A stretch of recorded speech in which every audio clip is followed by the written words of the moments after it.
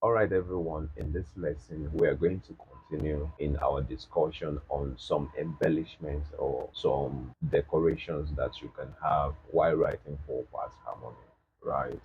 Okay, so far so good. We've talked about the use of the passing notes, and we said there are two kinds of passing notes. We have the accented passing notes and the unaccented passing notes, right?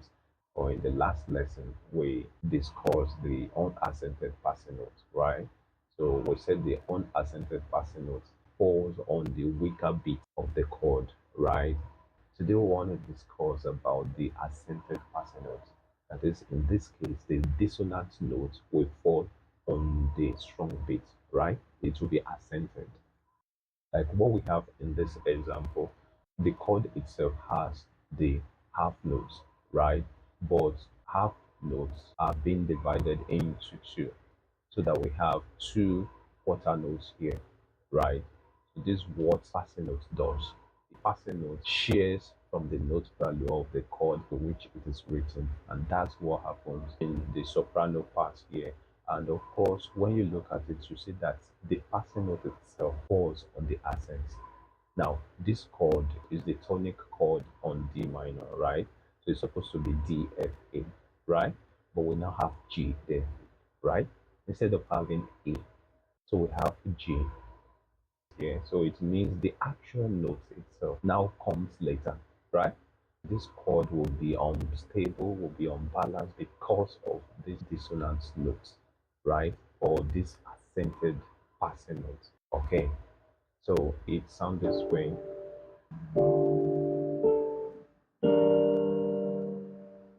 The G is not part of this chord.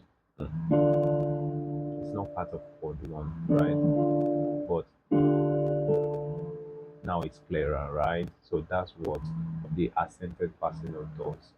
It makes the chord unstable for a moment before it resolves. So this is the accented passing note. If you are a music analyst, these are some of your tools. Let's talk about more examples of accented passing notes. We also have the accented passing notes here, right, and here. So it appears twice here, right? So we have the accented passing notes in soprano and in tenor, right? That is, these two notes are not part of the chord itself. And this is chord one on D minor, right? So D, F, A, and G is not part of chord one on D minor, right? It's not part of the tonic chord. So it means the yearns for resolution. And that's exactly what happens here. Accented passing notes, like the unaccented passing notes, will resolve in similar motion or in contrary motion. That's when it appears twice in a chord. Like what we have here now, it's resolved in contrary motion, right? This going down and this going up.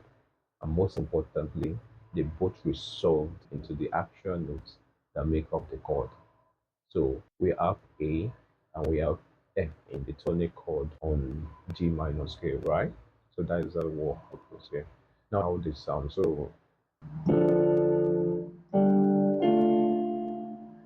let's go to another example of accented passing note. Okay, in this case, the accented passing note moves in similar direction in soprano and alto, right? And they both move downwards, right? So this is another possibility of the accented passing note.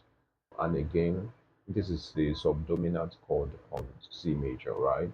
So it means we have F, A, C, right, in this chord. But what we have here on the accent is F, A, right? So the C is not there. So we can also have accented passing note this way. Of course, one of the notes is part of the chord, right? That is, F is part of this arrangement, whereas D is not, right? So we can also have accented passing note in this case, right? So let's see how this sounds. So it goes from chord 4 on C major,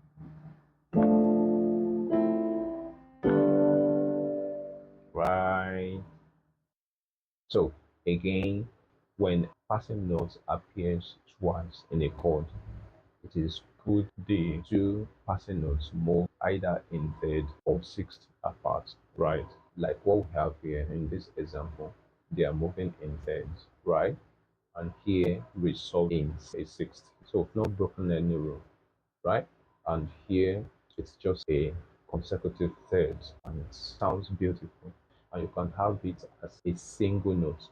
But in that case, make sure that this resolution does not break any rule of consecutive, right? And of course, for you to know, check for any other part that is moving in similar motion as this. So this is going up, this is coming down, this same notes, and this is going down. So you can't be wrong here, right?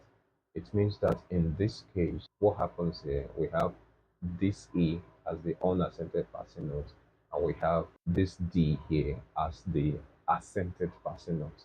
So you have the combination of both unaccented passing notes and the accented passing notes in this progression, right? So it's beautiful. So again, we have, so that's that about that. Accented passing notes falls on the strong beat of the chord. So it sounds this way, right? We say that the accented passing note falls on the strong beat, right?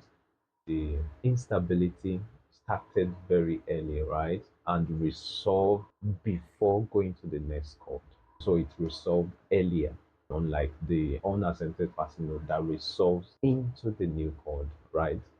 It's resolved on the unaccented part of the chord, right? So far, so good. We've discussed the situation where a passing note appears once in a chord, right? And we've talked about a situation where it appears twice in a chord, right? But not more than that. So the question is, do you think all the parts in a chord should have a passing note?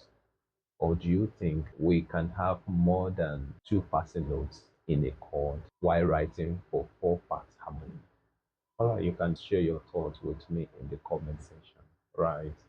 Alright, everyone. So we've come to the end of our discussion on accented passing notes, and I'll see you in the next one.